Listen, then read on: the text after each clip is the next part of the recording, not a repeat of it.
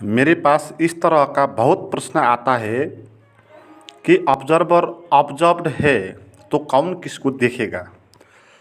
हम आपको ध्यान में अंदर देखने को बोलते हैं, तो वो देखना माने क्या? क्योंकि जो देखेगा वो तो देखने वाला ही होगा। जो विचार अंदर विचारों को देखने का प्रयास करेगी वो भी एक विचार ही होगी। तो देखने का मतलब क्या और कौन किसको देखेगा? तो इस तरह अगर अंदर आप देखने जाएंगे तो देखने वाला भी विचार ही होगा। तो विचार ही विचार को कैसे देख पाएगा? तो ध्यान में हम क्यों आपको बोलते हैं कि देखें, जानें, अवेयर हो जाएं, तो वो क्या है? तो उसके बारे में हम आज चर्चा करेंगे। ये आपने अभी तक जितना भी जाना है वो सभी से बड़ा नॉलेज इसमें हो सकता है, क्योंकि यही हमारी मूल समस्याएं हैं। हमको ऑब्जर्वेशन करना नहीं आता। तो मित्रों, इसमें पहली बात ये जाननी है, देखना माने क्या?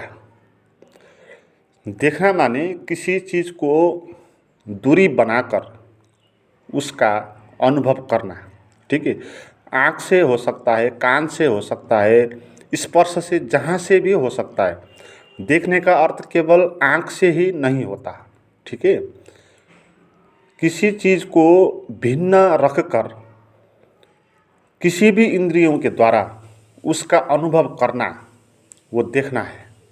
ये अध्यात्म की भाषा में देखने का मतलब ये है। तो इसलिए आँख खोलकर बाहर किसी चीज़ को आपने देखा, वो भी देखना है। आँख बंद करके अंदर की दुनिया को महसूस करना, वो भी एक देखना ही है।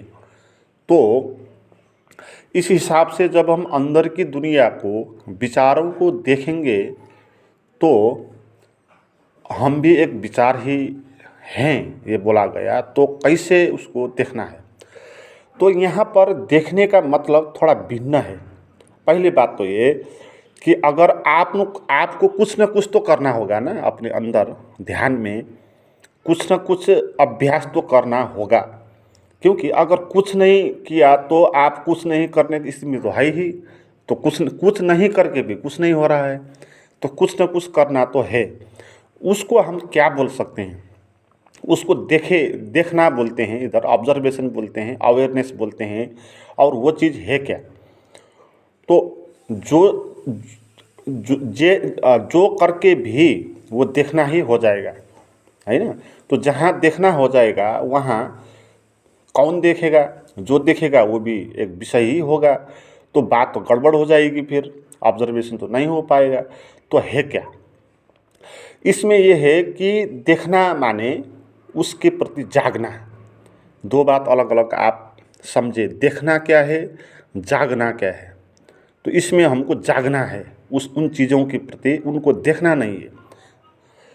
तो देखने और जागने की हम उदाहरण देंगे। जैसे आप किसी रास्ते पर जा रहे हैं, सड़क पर, और क्रॉस कर रहे हैं, इधर उधर से कारें आ रही है, तो आपको वो रास्ता क्रॉस करने के लिए देखना पड़ेगा, है ना। इधर से उधर से कौन सी कार आई, उसको देखना पड़ेगा।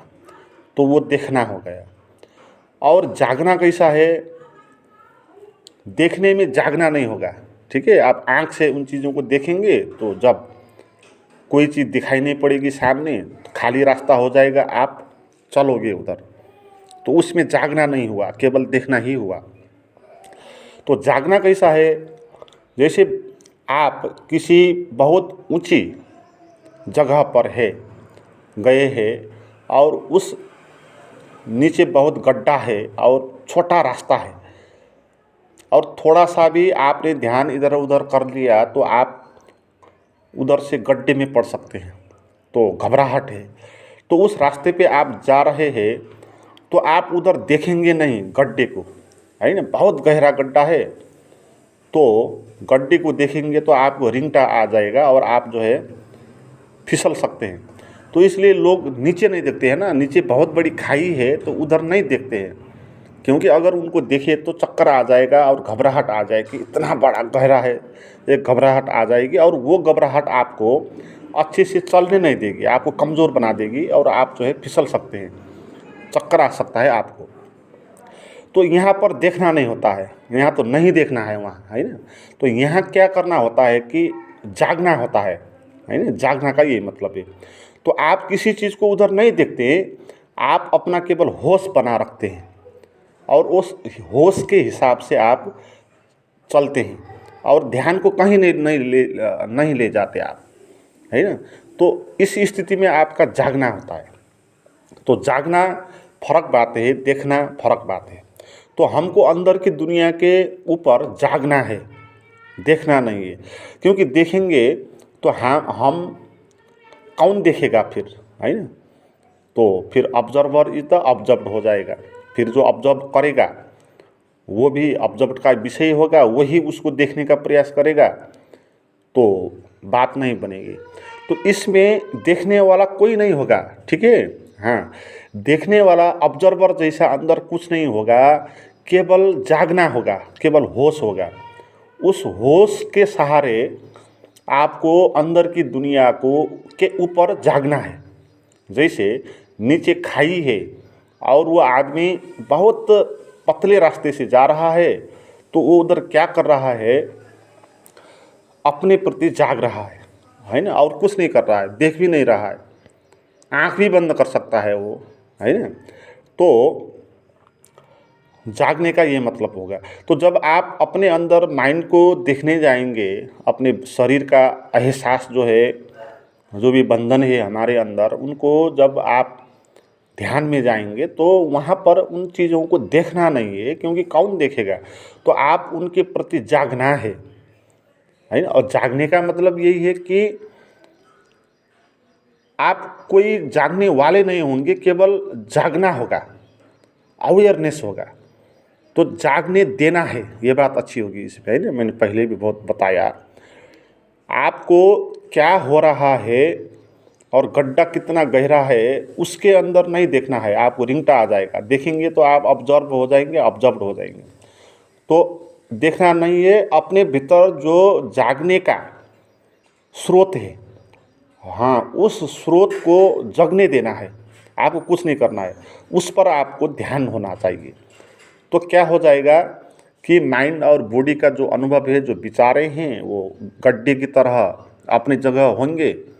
तो आप जो है उनसे मुक्त हो जाओगे, आप अवेयरनेस हो जाओगे। तो इस हिसाब से हमने अपने अंदर को ऑब्जर्वेशन करना है। जैसे हम नींद से जागते हैं तो क्या होता है, कुछ देखते नहीं ना उधर। नींद से जागने वक्त क्या हो जाता है कि हमारे अंदर जो माइंड का कॉन्शियस हिस्सा है वो खुद जगने लगता है ना। हम उसमें कुछ नहीं करते हैं। नींद से जागने के लिए कोई भी प्रयास नहीं करता है, वो अपने आप जगना हो जाता है ना। इस बात को भी आप समझ लें।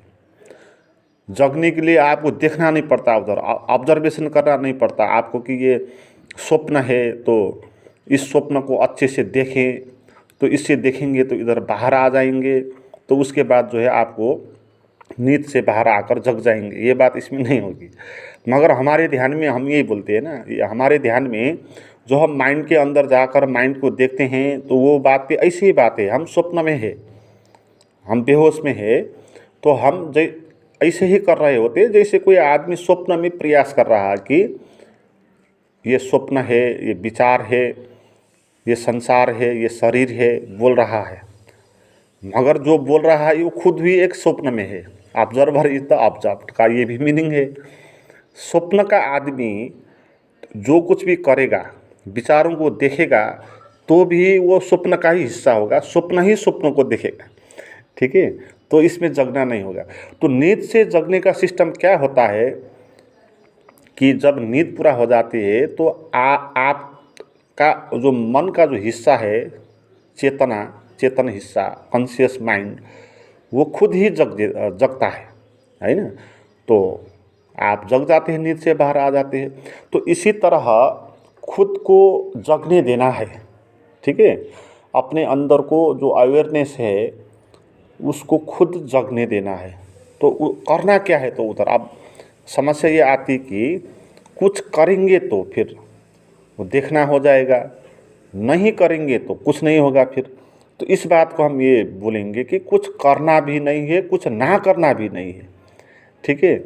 माइंड के लेवल में, थॉट के लेवल में, देखने के लेवल में, ऑब्जर्वेशन के लेवल में कुछ नहीं करना है, मगर कुछ होने देना है, ठीक है।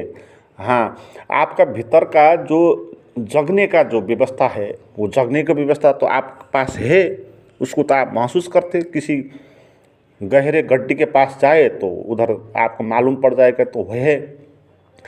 कहीं भी समस्या हो जाती तो अचानक वो जगता है ना। आप रास्ते पे चल रहे हैं, आपने सांप देख लिया तो अचानक वो जगेगा भीतर कोई चीज़। तो इस तरह का जगना हमारे अंदर है, ये बात जाननी है। हमारे पास बहुत सारी जगने की व्यवस्था है, उसको हम बहुत ऊपर तक जगा सकते हैं। इसी को कुंडलिनी अवेकिंग भी बोलते हैं, है ना। तो सामान्य जीवन में भी जब आवश्यक होता है, जब समस्या आ जाता है तो वहाँ पर ये जगता है, नहीं तो वो सोते रहता है। और ध्यान में हमने इसी जो सोया हुआ, सुप्त होता हुआ जो कुंडलिनी है, जो सांप जैसा सोया हुआ है, कुंडल मार के बेहोश पड़ा है, तो उसको हमको जगाना है। तो कुंडलिनी ऊपर चढ़ानी है ना। तो अपने आप ही चढ़ेगी, आप उसको रास्ता देना है। तो इस बात को बोलते हैं अवेयरनेस, है ना। तो अवेयरनेस ठीक शब्द है, ऑब्जर्वेशन ठीक शब्द नहीं है। क्योंकि ऑब्जर्वेशन में कुछ करना होगा, दो चीज़ हो जाएंगी, एक ऑब्जर्वर हो जाएगा, एक ऑब्जर्व्ड हो जाएगा, और दोनों एक ही सब स्वप्न के हिस्से होंगे, इसलिए बात नहीं बनेगी। और अवेयरनेस में दो बातें नहीं होंगी। अवेयरनेस में केवल अलर्ट होना होगा, है ना। जैसे खाई के ऊपर चल रहे थे तो वहाँ पर ऑब्जर्वेशन नहीं करते हैं आप, अवेयरनेस होता है। और जब नींद से जगते हैं आप, उधर भी अवेयरनेस होता है। तो उसका रास्ता खोल देना है और उस पर ध्यान देना है। तो यही बात ध्यान में करनी होती है। मित्रों, अगर आप मेरी प्राइवेट साधना की वीडियो देखना और करना चाहते हैं तो मुझे व्हाट्सएप पर बात करें, चैट करें, वो नंबर मैंने डिस्क्रिप्शन में दिया हुआ है। Thank you.